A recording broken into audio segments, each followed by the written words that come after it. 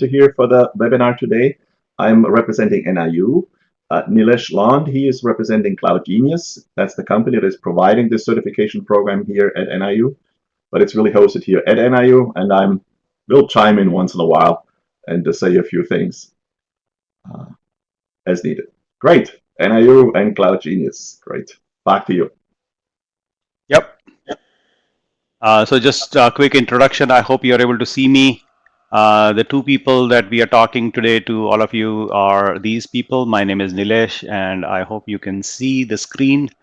Dr. Ige is a professor of computer science at NIU, and he's based in Chicago area. I'm based in Seattle area, and we are collaborating. So continuing along, we have a class starting up in Seattle area on May 19th. We have another class starting up in Chicago area pretty soon.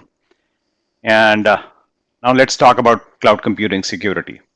So in the context of thinking about what exactly people mean by cloud computing security, essentially is to understand how does that relate to physical security, security of objects, security of things, security of whatever we think is valuable to us from a physical reality perspective, and then apply those similar concepts in the context of cloud computing to the virtual assets that we have. So in real life, we want to protect our things that we do in our life. We protect our assets, our money, our reputation, our privacy. Similar conceptual concepts apply when it comes to cloud computing security. We want to keep our data, our applications, our infrastructure secure, and we apply some policies around it, take some specific steps, and make sure that controls are in place to protect the assets that we want to keep safe using a variety of technologies that we will talk about a little bit. So in the context of what do we want to secure, in real life, we secure our family, we secure money, we secure our property, our privacy, our reputation. Essentially, we secure our life.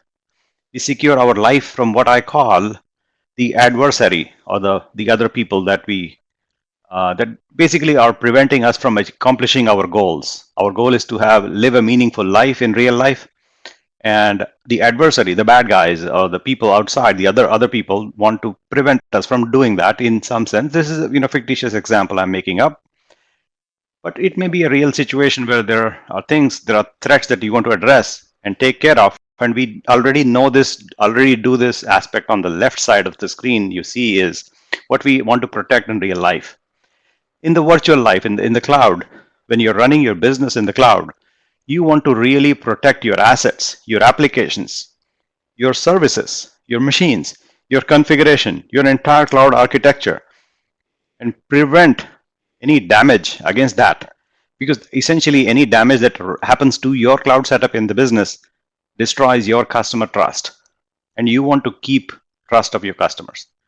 So in this context is what we will be talking about specifically as we go forward, and I'll go specific examples like pinpointed things we do in real life and a similar analogous thing we need to do in the cloud. Nilesh? Yes. Just going back to the previous slide, I just wanted to point out one very important thing there. You're talking about the trust that the customer places in you to keep your assets safe. The recent Target breach, for example, and in the news this week, we heard that the CEO of Target finally had to go. The reason why he actually had to go was not necessarily because of the loss caused by the credit cards that got compromised, but rather that the Target breach really breached the customer's trust. Target had a 40% shortfall in profits during the Christmas shopping season. So the actual stolen credit cards, they might amount to some loss, but the real loss is the loss of the trust from the customers. And that takes some time to regain. So security is of utmost importance.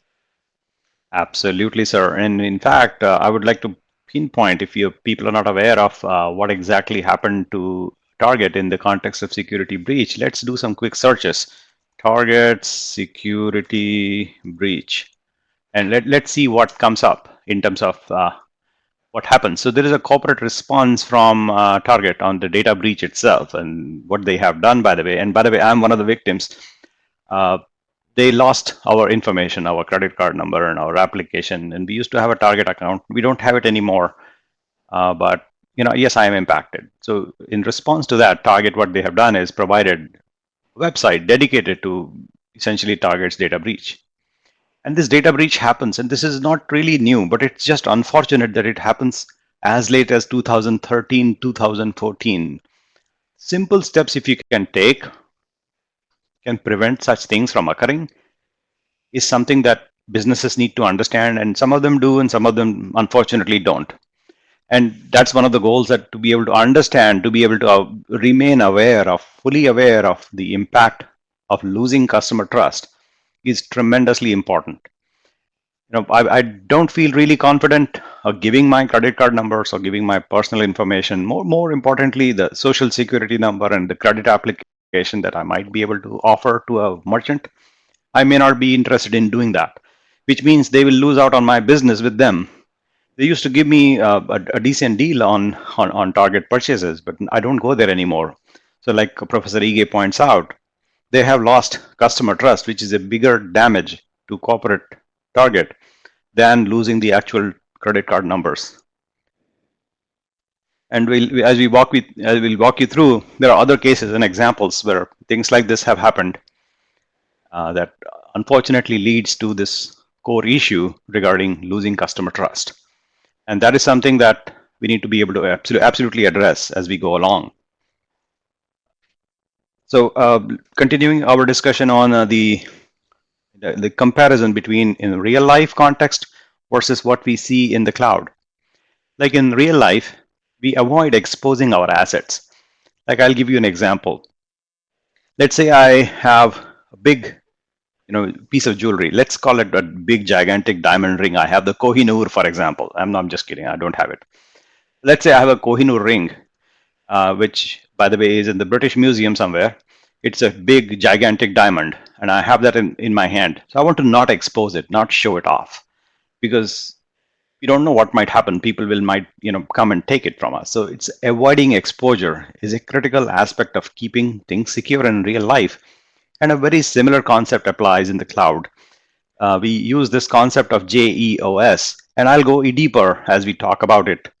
JEOS essentially means just enough operating system, just enough OS. And we'll describe what it means in the context of avoiding exposure to unnecessary components, unnecessary services. Essentially, not even exposing, not showing leads to increased security because you're not telling anybody what you have. You're just hiding it, the whole thing. That's one angle. Avoid certain things, like you don't go to certain places and certain people, don't meet certain people, don't follow some of the wrong procedures established in order to make sure that your things are secure in life. Similar concept in the context of computing is this principle of least privilege, and we'll walk through that aspect as we go along. In real life, we use fences, boundaries, barriers. We deploy firewalls in the context of computing. We use burglar alarm systems in our homes and offices. We apply basically intrusion detection systems that we use in the context of computing infrastructure. In real life, we use lock and key. In computing, we use public key cryptography or open SSH based public key private key pairs. And we'll give you examples as to what that means and how to actually make use of that. In real life, if it's a big business or if you have like lots of money stored in a bank, you change the locks and the keys periodically, like every 3 months, or depends on the policy of the company or the business. Similar concept applies to computing. When you rotate your keys, it's keys themselves every so many, maybe a month or so, you rotate and change the keys, get new keys and apply them. In real life, you use guards or dogs. In real computing life, you monitor things. How are your processes running? How are your machines operating? Are they going down? Are they being attacked? Are customers being able to address the machine and access the machines and the services that you offer them? And then you also, of course, audit in real life as to what went wrong if something actually goes wrong. And in the context of cloud computing, you keep a log. Everything that happens in the context of your compute environment in the cloud, you make sure that you have a log so you can go back to it and find out what went wrong. And like in real life, we follow the rules, follow the law of the land, there where we live. Similar concept applies to cloud computing. You need to ensure compliance of all the regulatory aspects, all the legal aspects, and all the laws related to using and running cloud in the business in that context. And at the very, if something really, really goes bad, you always plan for a disaster to recover from disaster and get back to normality as quickly as you can. And that's the overall comparison between in the real life context and in the cloud context. So let us walk through deeper. And before I jump into the deep steps one by one, we'll walk through and address each of these points. But I'd just ask Ray if he has any comments on this. Yeah, thank you. I think what we basically need to recognize is that the security concerns of running a business in the cloud or pieces of the business in the cloud are actually quite similar to non-cloud in-house operations. However, going to the cloud provides an opportunity to evaluate or reevaluate one's enterprise practices. But of course, the cloud also adds some other security concerns. I mean, for example, as we are renting a CPU from a cloud provider, that CPU is commingling with other CPUs on the provider's actual hardware infrastructure. And so there's another dimension of security. But let's first talk about the steps to secure our efforts in the cloud, and then we need to also talk about what additional dimensions does the cloud itself bring to the picture. Back to you. Absolutely. So let's talk about this concept of avoiding unnecessary exposure. The idea being use just enough OS. And by that, by the way, this word JEOS, people pronounce this as juice, like orange juice. And let me show you what exactly that juice will look like if you go to an operating system provider's website and find out what would that be if you're talking about juice. Here is it. Here is an example of an operating system provider called Ubuntu OS, which is a derivative of Debian OS. It's extremely popular. And look at the screen. What they essentially talk about is this concept of a minimal CD. This CD, by the way, known as mini.iso, is a 31 or 30 MB file, really, really small file. Look at this, 64-bit Ubuntu 1404 minimal CD, 37 megabytes. That's the entire operating system, by the way. Just realize the whole OS. And this is what I would say when I'm talking about in the context of JEOS, is that this is the bare minimum operating system you can think of that barely boots up and runs some services to enable you to connect to that computer in the cloud. That's it. Just the bare minimum OS, just enough operating system. And by doing that, we are avoiding exposing unnecessary services out in the cloud, outside. So when we don't even have these things, people will not be able to attack it. So think of it in the context of reducing the attack surface. If you don't even expose, the attack surface is reduced and bad guys are unable to attack because there is nothing to attack. And so when I build a cloud machine or a template machine for the cloud for use in the replicate in the cloud, I begin right here in this point. I will take this ISO file and build my cloud up on top by very specifically adding components and services and applications that I need for that particular machine in that context of the user, and only add those elements that I need to have and nothing else. That's what I call the JEOS, or minimalistic machine design. So you don't expose anything. What do you think, Ray?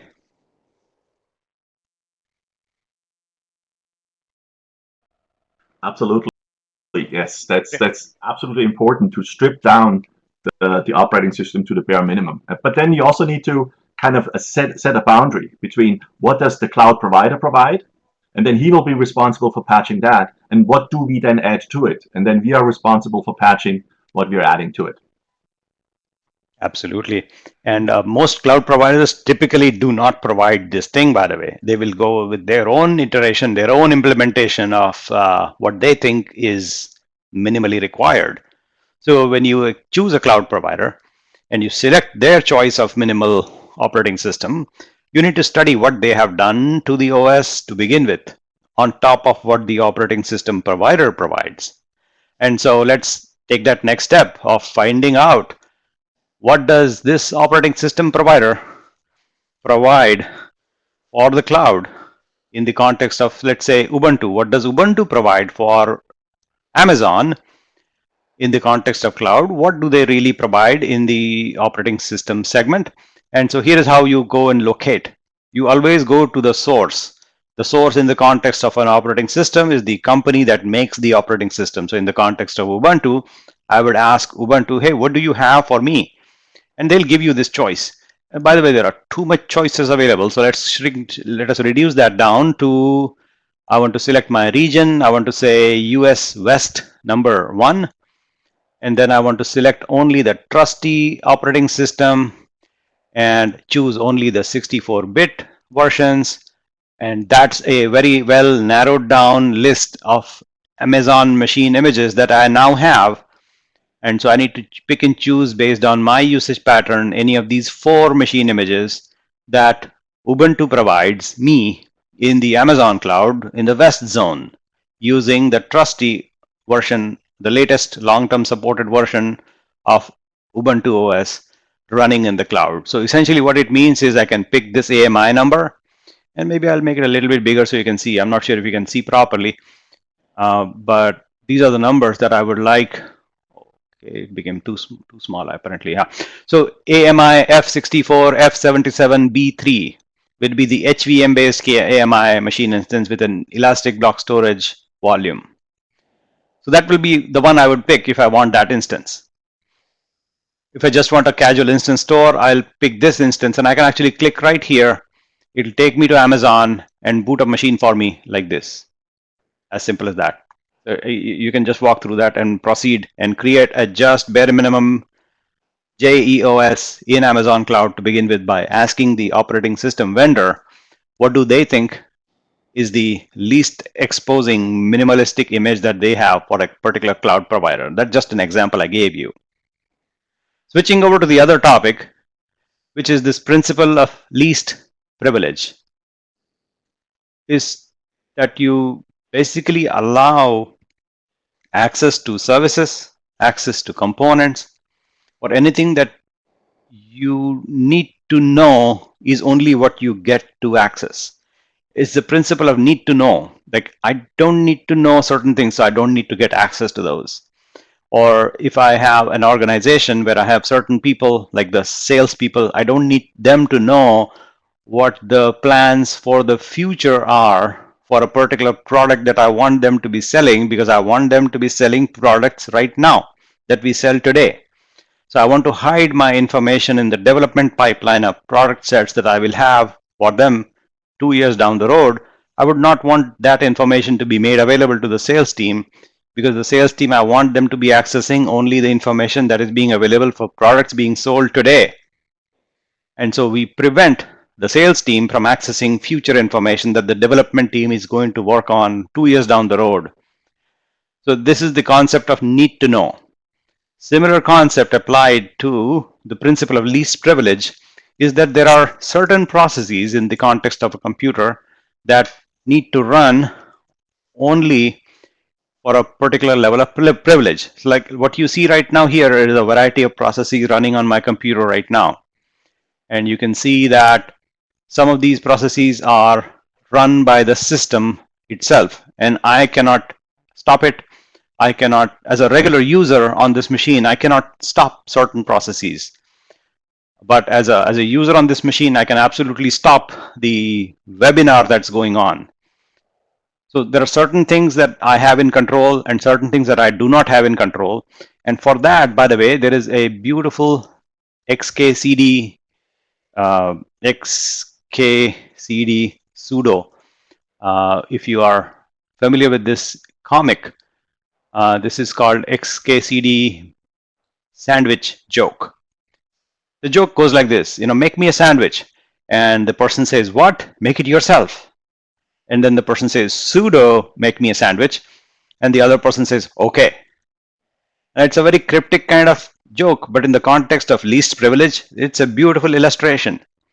Notice this, sudo is the difference, this sudo is the only difference between this command, make me a sandwich, versus sudo make me a sandwich. Sudo here is elevation of privilege. This user asks this person to make a sandwich. The initial response was, what? Make it yourself. When the user says sudo, by elevating that person's privilege to a higher level order, the other person says, okay. So the response was different based on use of sudo versus not. And the idea would be applied to computers would be, let me show you this sudo. So I have certain files in this folder called, say, test. And here I have this file called index.html, and I am the owner, so I can delete this file, like here. I'm the owner for this file. I can delete this file like this, rm index.html, and it's gone. It disappeared. I'll create that file again, and this time I'll change its permission to the root permission, which I am not. So I'll for now change the permission to root, and now it'll asking me for password because I'm elevating my privilege. And now you can see that the owner is changed to root. And now if I try to delete this file by hand, let's say open the file, open the folder and try to delete this file, like this file, I want to delete this. It won't let me delete that file because I am not the owner. I need to type in sudo rm index.html, and then it will delete that file. Without the sudo, it will not. So back in the context of this XKCD cartoon, it's the concept of elevation of privileges by using sudo. And in the context of our discussion, it is the principle of least privilege.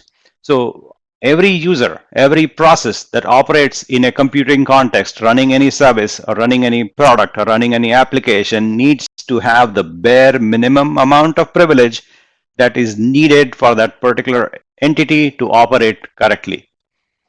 And in a physical life example, the sales team does not need to know future plans, and the designer teams, or the people who are designing and manufacturing and making new products for the future, don't need to know how much sales did we make this quarter. So that separation of responsibility, separation of in terms of what information is made available to what teams in the real life, is similar concept applied to principle of least privileges. What do you think, Ray? I'm really intrigued by the sudo principle. I mean, I know the sudo principle on a Unix system, but I was just wondering, how do I enable that in a conversation between me and my wife? Impossible. You want to remain married, you will rather not use sudo. As simple as that. But in general now, as far as security is concerned, a KISS is another principle. Keep it simple. That's important. Absolutely. And then in the security context, we also refer to something called the role-based access control model. So that basically means that if a certain service or a user it needs a certain privilege to do a task, then that user should have that privilege, not more, not less. That's exactly what you have been saying, and I think that's important for arranging the policies of access in the cloud. Yes, indeed, role-based. Wonderful illustration. Thank you, Ray. So let's go on to the next one. Use firewall. And we already do. Most of us use PCs or Macs or computers on their own. They have this concept of firewall. Essentially, in a variety of scenarios, it's a boundary that you don't cross. And it's in physical life, it's like your door or your perimeter outside your home or your business. You have a boundary around it, and you don't allow strangers to enter into the boundary. And similarly, you don't allow unnecessary people to walk outside the boundary if it's a jail. Like if you have prisoners inside, that's a firewall. You want to contain the prisoners inside the jail. And if it's a bank, you want to contain the other people from entering the bank without permission, because that's a security risk. Similar concept applies in the context of computing firewall. And it is as simple as, you probably have seen this already many times in a variety of operating systems. But essentially, you can notice that my firewall on this machine is turned on.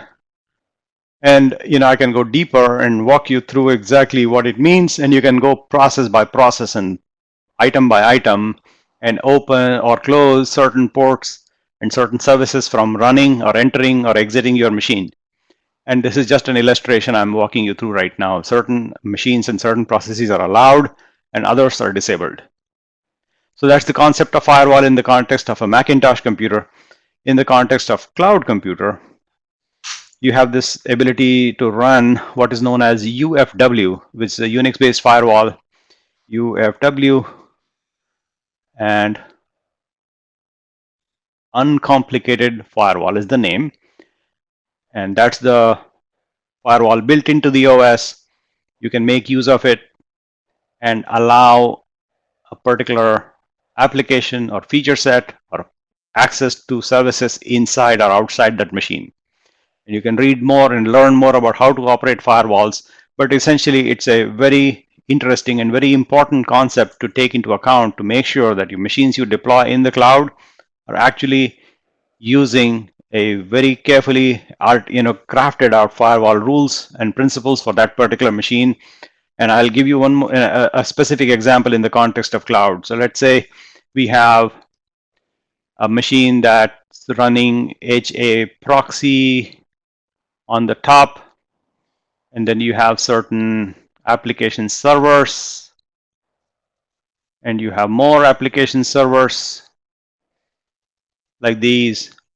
And the concept of firewall would apply in the context that these application servers need to be able to access port number, say 3306, I think, for MySQL database access. And so the machines like this application servers need to be able to access the database, but this machine should not be able to access, so there should not be any method of accessing. Similarly, machines from outside the internet, wherever they are, they would not be and should not be able to access the database itself.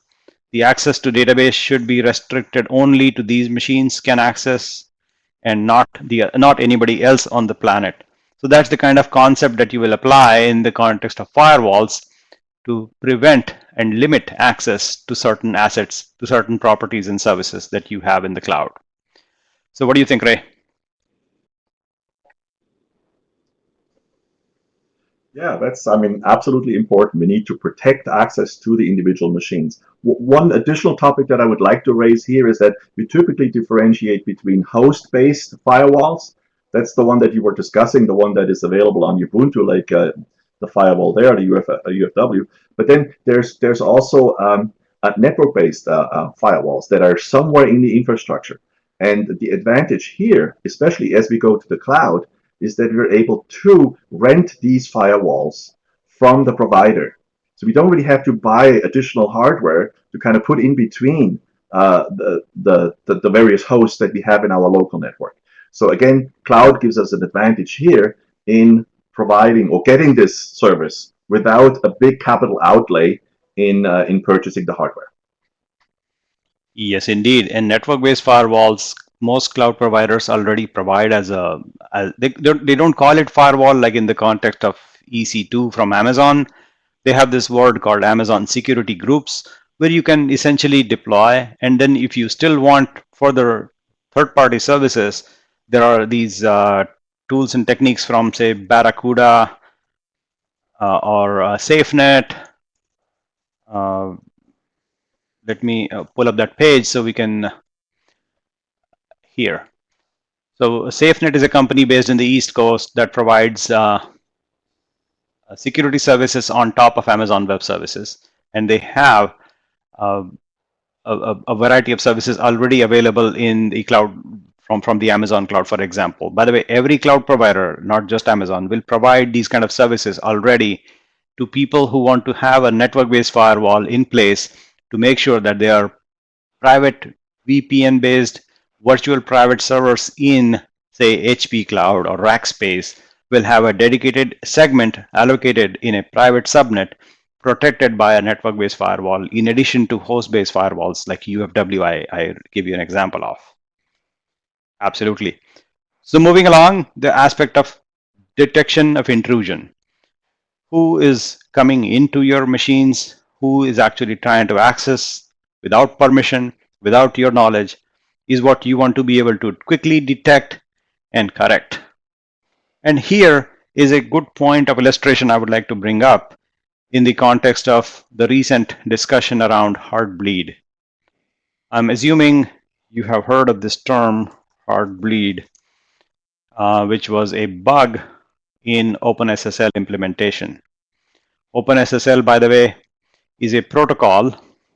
Actually, SSL is a protocol. OpenSSL is an implementation of that protocol. And the bug was in this protocol for about 2 years in the SSL TLS encryption used in most machines in the Unix Linux machines in the cloud. So if you look at a very specific example, I'm going to see what OpenSSL implementation do we have in this Macintosh machine. I will say OpenSSL version -A and find out the versions that I have installed by default in Macintosh is the version 0.9, which is not the bad version. The versions installed that were bad were the versions numbered 101 A, B, C, D, E, and F. If these were the version numbers, they had that heartbleed vulnerability bug. Version G that came out in April 2014 has the fix for it. So if you look at our terminal back again, and I'm going to connect to a remote computer in the cloud, which is a Unix machine, and that's where I'm connecting right now. So I got connected to a Linux box out in the cloud right now. It is an Ubuntu installation here. And let's see the OpenSSL implementation in this machine out there in the cloud, and we will find that it is indeed that bad version of OpenSSL. So if you look at this, it'll be the 101 version. However, if you read carefully, it was built on Friday, May 2nd, 2014. So this includes the updated patch that was there, that was needed to fix this vulnerability that we talked about. Now, what I will also do is describe briefly what that vulnerability actually was. So in the bad versions of OpenSSL that all of us, I think most machines in the cloud and most routers in your homes already were using, and if you haven't updated your router, you should quickly find the updated version of the firmware for your router and do that. If you have machines running out in the cloud that has the buggy versions of OpenSSL, you should quickly update. About 90% machines in the cloud were impacted by this heartbleed bug. So it actually had a tremendous impact on security issues. And let me now walk you through what exactly this heartbleed issue was and how was it fixed. So in the context of OpenSSL,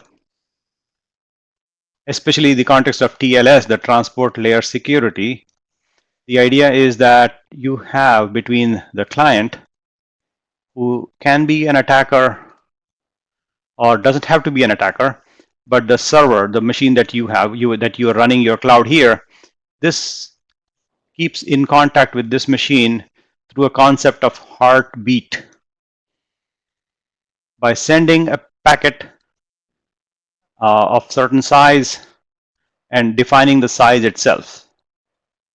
So the client will send a packet of, say, 1 byte and say that I send you 1 byte, and in response the server will reply back, say that, okay, I got your 1 byte and the size is 1 byte and everything is okay. And that's the typical case of heartbeat to maintain a connection between the client and the server. Now, in the case of a malicious attack, what the attacker would do is say that I am going to send only 1 byte, and he'll say that I am going to send you 64 kilobytes, but actually send only 1 byte. So the actual transmission happens only 1 byte, but the size indication is 64K bytes. So on the server's memory map, what the server, the buggy server, will erroneously think that the packet received was not just 1 byte, but actually the whole 64 kilobyte blocks. 64K blocks is what it returns back to the attacker. So in addition to that 1 byte that the attacker initially sent, it also sends out 65535 bytes in addition to the attacker, back to the attacker as an acknowledgement. That was the bug. So the attacker essentially, sends 1 byte, gets back 64K bytes, and repeat the attack over and over to read the memory map on the server side. And in there, in the server's memory, the attacker is able to identify keys of that server. And keys, by keys, I mean keys like, I'm sure you're familiar with this concept. If not, I'll just quickly walk you through this concept of called SSH key gen. This will generate some keys and place it right in the current folder like this. So you have these two new files created. They are called ID.DSA and ID.DSA, ID.RSA and ID.RSA pub. Let me locate them. Where did they go? Let me do it again. Key gen minus T, say DSA, and give a comment, NIU.edu, and it will store the file in this current location. I'll call them file NIU and proceed. Now I will have a file called NIU and NIU.pub in this folder. So this is the public key and this is the private key. And this is the combination that is used to store in the remote computer as well as your private computer. And that's the way to access a remote computer. So let's open these two files quickly and find out what they contain.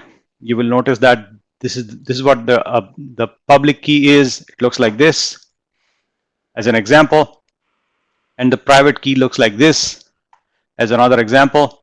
And so if the attacker is able to grab these keys that you have in the remote computer here, if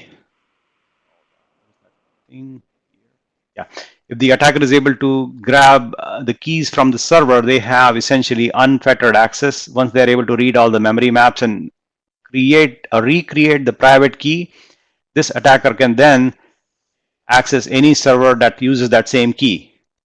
And that was the original defect in the bug itself. That is now fixed. So back to our discussion, detecting intrusion is important in the cloud in the context of who is detecting, who is connecting, even though they may or may not have a key through a vulnerability like we mentioned in the context of heartbeat. This key is also used in the context of encrypting the traffic between a client and a server. So in this picture here, it's as simple as this person says, "Hello, Alice." The message itself gets encrypted through the key that I talked about. It reaches the other end as encrypted as it was to begin with, but then Alice has the key combination, so she is able to decrypt and understand what the other guy, the green colored person, is saying, because both of them share a public key, private key combination. Like I mentioned here in this illustration of the private key and the public key, if you have these combinations intact and shared across these entities, like the green person and the blue or violet person, you can exchange a dialogue and carry out conversations on the public internet without anybody else understanding what are you talking about. So that's the concept of public key cryptography that we apply in the cloud context and keep communications secure. A very simple implementation of this is visible when you visit something like, say, Gmail or Hotmail or any of these, they have this padlock on the corner. And if you look at padlock and open and expand, you will see a certificate that says that this machine is actually verified and issued to Google by Google Internet Authority and by the company called Google. So Google itself is an authority. They are issuing a certificate to themselves and applying that certificate to account.google.com. So I can then know and trust that this is indeed a page signed by Google. So I can then quickly log in to it after trusting through the padlock that they have provided here. So that's the concept of implementation of SSL. The bug is now addressed, and most companies are frantically trying to update that bug and make sure that the updated library is being used going forward. So any further comments on this aspect of Heartbleed, Ray? Yeah, I mean, there's a couple things that need to be said here. First, I mean, it's actually a few. From a computer science professor's perspective, obviously the problem here is that the C programming language was used to implement all of this, which has I mean, glaring deficiency in how to protect how it does protect its own memory. So not only this bug, but many other bugs are traced back to that C does not protect its own memory. The second one that I wanted to mention is that the programmer that actually introduced this bug into OpenSSL is from Germany. So, oh well, it was a German programmer, but Ouch. he was a volunteer. Ouch. Ouch. And then the third thing that I wanted to point out is that with that whole public key cryptography, there is growing concern uh, about the underlying algorithms. Most of the algorithm that is used mostly at the moment, originated from a company called RSA, which was built by three researchers from MIT many years ago. It is based on the mathematical problem of factoring large numbers into their prime components, and there is growing concern that algorithm is maybe subject to oversight. There's some rumors that the NSA, the National Security Agency, is involved in this. So yeah, just be aware that even the most secure algorithms like RSA, using a large number of bits in their keys, might be subject to be infiltrated. An alternative is elliptic curve cryptography. That's something that might play a bigger role in the future. Yep. And these are, practical implementations will show up pretty soon, because there is, active discussion in the context of using better security methods. And yes, what we have heard about what's going on in the news is true. Yeah. Maybe the bottom line here is that we just need to recognize that cloud systems or systems in general, IT systems, are built by humans, and humans make mistakes, and so these bugs will be there, and they will reveal themselves, and hopefully they will reveal themselves before they are actually being exploited by attackers. That will be awesome, but that's why the aspect of detecting who's coming in and taking action quickly before something goes wrong is important. Yes. So we talked about public key cryptography, and let's briefly mention this aspect of rotating keys. By rotation, essentially it means you throw away the old keys and get new set of keys and use them every now and then, every so often. And the best practices around this is, as used in banks, you change the lock and key, completely throw away the key, get a new lock and a new key, and put that in place. Similar concepts in the context of cloud computing is you rotate your keys essentially through another automated system that will periodically prompt you to, if you want to intervene, you can get prompted. If you don't even want to intervene, you can completely automate that also to generate a new set of private and public keys, inject the public copy of the key into the cloud server, keep the private copy safe with you in your secure location, and have continued access while completely throwing away the older keys and start using the new keys without you having to do anything. So some of the aspects that we use in the class that we have that's coming up at NIU is this aspect of configuration management or automation in the cloud using principles of DevOps. So you can, let's take the example of Revenue Canada. In the context of this heartbleed bug, Revenue Canada took 6 hours to patch their servers, and in the interim, a 16-year-old kid accessed Revenue Canada's machines, exploited the heartbleed bug, and took away social insurance numbers for a large number of people in Canada. He was eventually caught, but the fact that Revenue Canada took 6 hours is just unfortunate. If they had used techniques that we teach in the class that we have, they would have finished the updating of the patching the OpenSSL bug in a matter of minutes, as opposed to them taking 6 hours. And that's agility is what we bring into operations of doing business in the cloud by using open source tools. Like we actually actively use this tool called Chef, which is an open source tool. Chef is a Seattle-based company that is behind it, but actually this entire product set is open source. So if you go to GitHub, that's the product we actually use in the class. And this is ops code Chef. And this entire repository is open source. And like you saw this machine that I was able to access in the cloud, this one, this machine that I was connecting, this machine, and it's machines that are there in the same context, in the same subnet, all of them are managed by me. It takes me like 2 minutes once a month to keep things up to date, and everything is mostly automated. So my entire machine set in the context of that particular cloud are hands-free automated maintenance, patches themselves, runs configurations, and creates services that I need running in the cloud for me using this tool set. And it is open source. So only if Revenue Canada had used this tool set to manage their machines, it would have been a matter of 2 minutes or so for them to be able to patch their entire set of machines.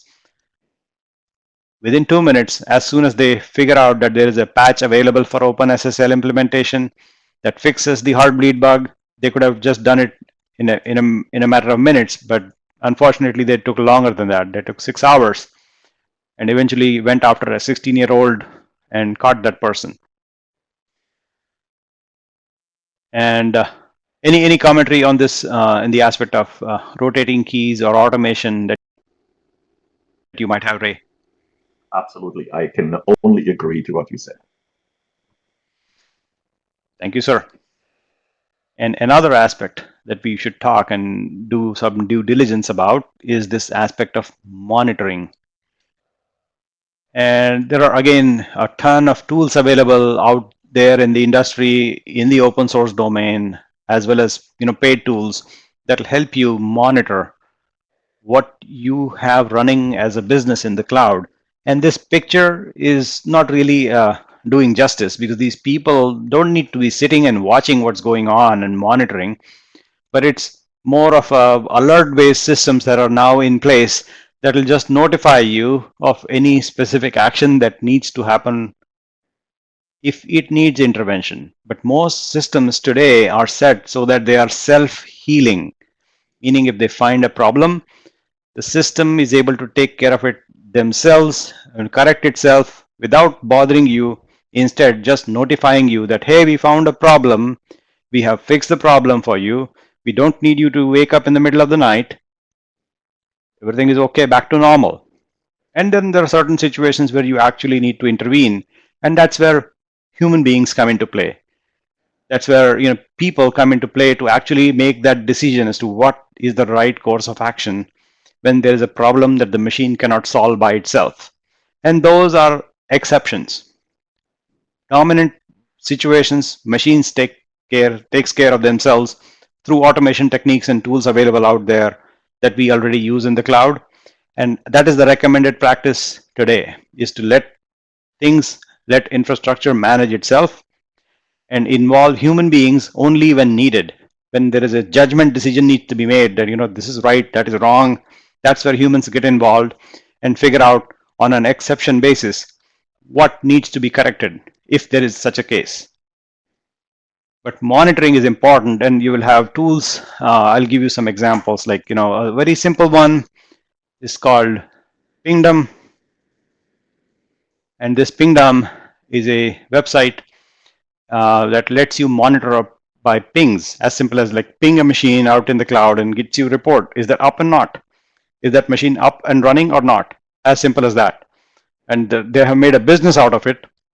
And of course, they have a ton more services, and some of them are absolutely free and doesn't require any installation. You just create an account, point an IP address, point a server's name or a bunch of machines that you might have, and this service will monitor what's going on for you and give you reports, page you as needed, email you, or other methods of push notifications. They have an example available, and most of these services are free for use. Another good one in monitoring context of cloud is this New Relic, very popular in the open source community. They have an elaborate set of application performance monitoring and management tool set available. And it'll be something that you can try out for free. And many companies out there in the industry use this. And quite a bit of these tools are available in the open source domain. So there is no charge. And by open source, it's not just about free as in $0, but it's more about libre. It's about freedom. It's about ability to do what you want to be able to do, not just about free as in money or free as in free beer, but more about this aspect of about libre, as to be able to do what you want to do with it, to be able to change it, and to give back to the community where it came from. And that's our focus in the context of our class, is to use open source tool sets, techniques in the context of cloud computing to let us do what we really want, as opposed to get locked down by a particular vendor or a particular company that has financial motives. Any comments on that, Ray? Yeah, monitoring is extremely important. I mean, these intrusion detection, intrusion prevention systems are actually you can't really do without in a large business context. However, okay, looking back to the Target breach that occurred at the end of last year, they had an intrusion detection system in place, which actually alerted to the fact that something out of the ordinary was going on. But that email, there were actually several emails that were sent by that system to the administrators, was ignored. So it's a human system, and yeah. So with the best intentions, sometimes things go wrong. Okay? But absolutely, monitoring is essential. And then on the next slide, you will talk about logging. Logging and monitoring goes hand in hand. Absolutely. Yes, indeed. And so be able to keep a log. And by the way, humans are humans. They can be smart, they can be stupid. They're just people, right? So if you don't respond to an alert and you ignore it, you're doing it by choice. And at least people will assume that you did it by choice. And there will be breaches. So if you are human, you will make mistakes.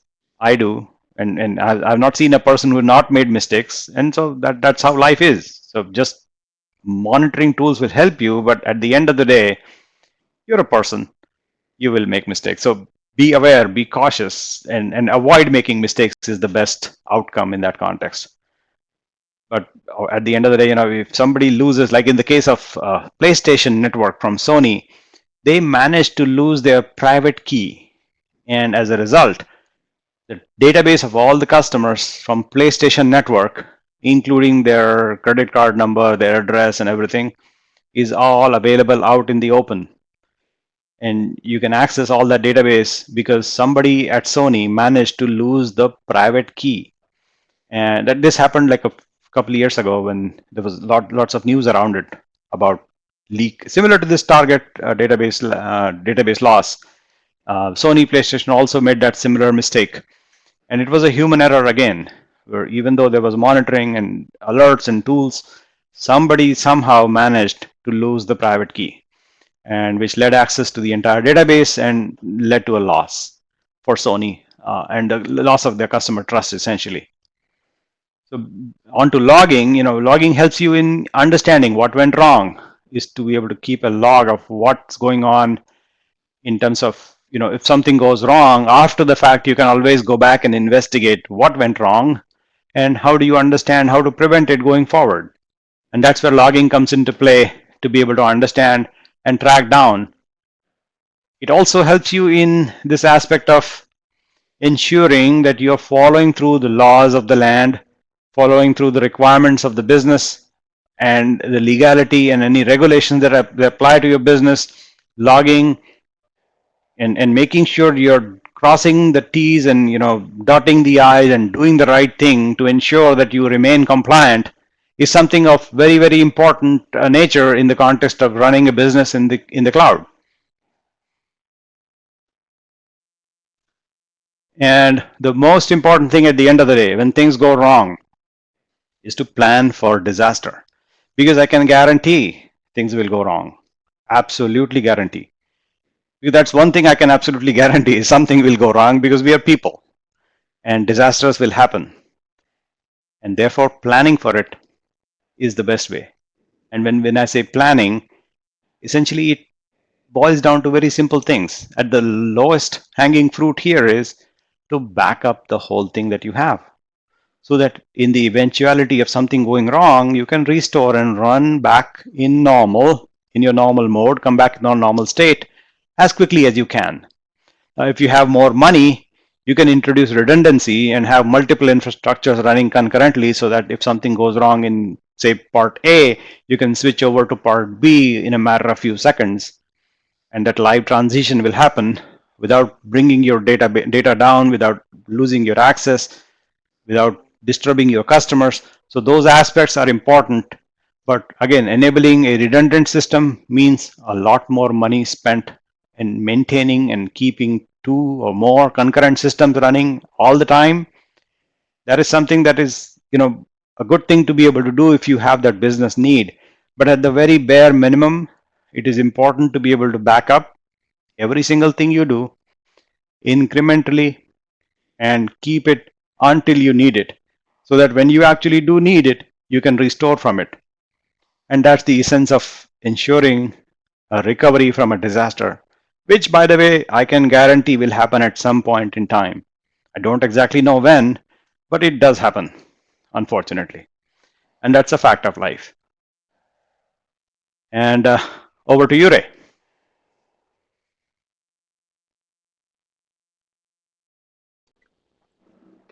Okay, I mean, it seems you moved on to the last slide. So that was really a very informative webinar today. And I think we all thank you for your attendance. If you have any questions, please go ahead and ask the questions.